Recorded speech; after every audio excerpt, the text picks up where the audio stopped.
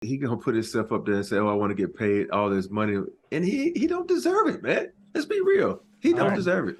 Well, you must be talking about Draymond. Oh, you know, Bomani joins the show, knows right out of the gate exactly who we're talking about, man. Oh, yeah. Exactly. Yeah. So sorry about that. Yeah, right. No, it's all good, man. Mr. Rob Jones, how are you, sir? I'm good, man. How about you? Man, I'm loving life, man. I'm loving life. Man, are you still in Houston? Oh, no, man. If I'd known you was moving to Houston out of state, man, I got married and moved to Cali. Yeah, no, I'm from Houston. I ain't going back. Oh, see, that's me. I want to go back. yeah, Rob's pimping no state tax like everybody's business. Hey, athletes love Houston more than any other place in the world. You know why? Oh, yeah, I do. I am very well aware. It's the same with Atlanta. I know you went to Clark, Atlanta. Yeah, but Houston's different though because it's cheap and like it's more, shall we say, straightforward about what the game is in Houston. There's no mystery as to what's going on at any point. Yeah, that's true. Yes, that is so true. That's why I really miss H-Town. So Bomani, of course, from Game Theory with Bomani Jones on HBO Max, which is awesome. Thank you, man. Great show.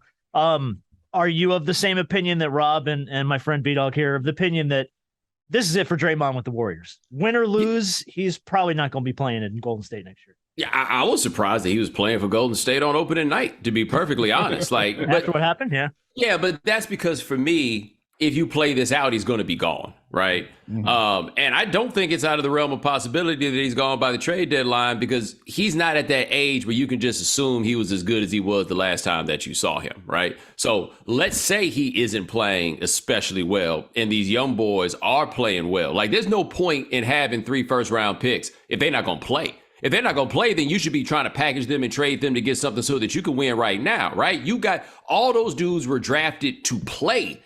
Mm-hmm. And if they start playing better than him, then it's going to be an issue. The problem is he's so unique in what he does for them that even if you put in better players, doesn't make you a better team. Like it's going to be a lot that goes on there, but I would not operate under the assumption that he's going to be there all year this year.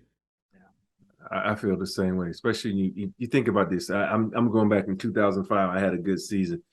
And the next year, I was like, damn, what happened to me? I dropped off so far.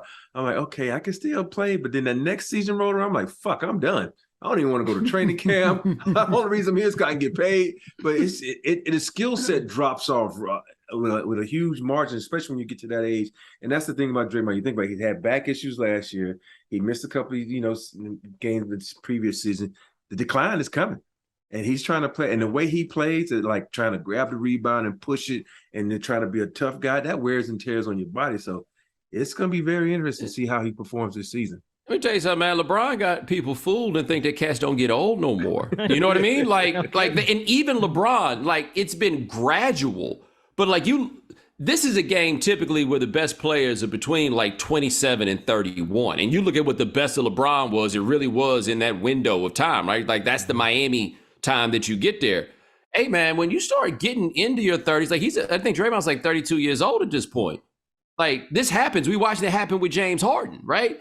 These cats do get old, right? They can stay around longer, and the exceptional outliers can stick around into their 20 years or whatever. But most cats, man, they start getting worse.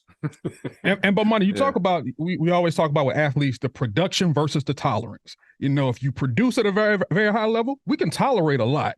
But if you don't produce at a high level, hey, man, we may hand you your pink slip and get you up out of here. And even though Draymond does a lot of important things for this team, his antics have hurt this team numerous times in the past over and over. And at some point in time, you got to be like, bro, you're good, but your talents are not worth the foolishness that you bring on year in and year out.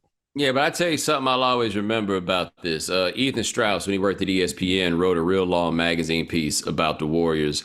I want to say it was after the 2016 season, and it was just basically like, all right, we need all the Draymond stuff, right? About like the fury and chaos that surrounds Draymond with that team. But they made a point. They had their real chance to be like, Draymond, we don't need you. And that was in Game 7 of the 2016 NBA Finals. Mm-hmm. When the Warriors looked shook, then Draymond scored, what was he, either 35 or 37? I can't remember which one, right? And there was a quote from an anonymous source that I got a decent idea who it was. It was like, they had their chance, and then they played like blanks. You know, like he gives them kind of like that old school toughness notion that we had, because the Warriors are a really tough team that don't get credit for it because of the aesthetic they play in. But Klay Thompson tried to keep playing after he tore his ACL. You know what I mean? Like, we've seen them when you get their backs against the wall, how hard they push. But a lot of that comes from Draymond Green. And so do you replace that with a couple of guys in their early 20s? Like, this is the dilemma that you have when you try to build for the future and play for the present at the same time. That's really, really, really hard to do.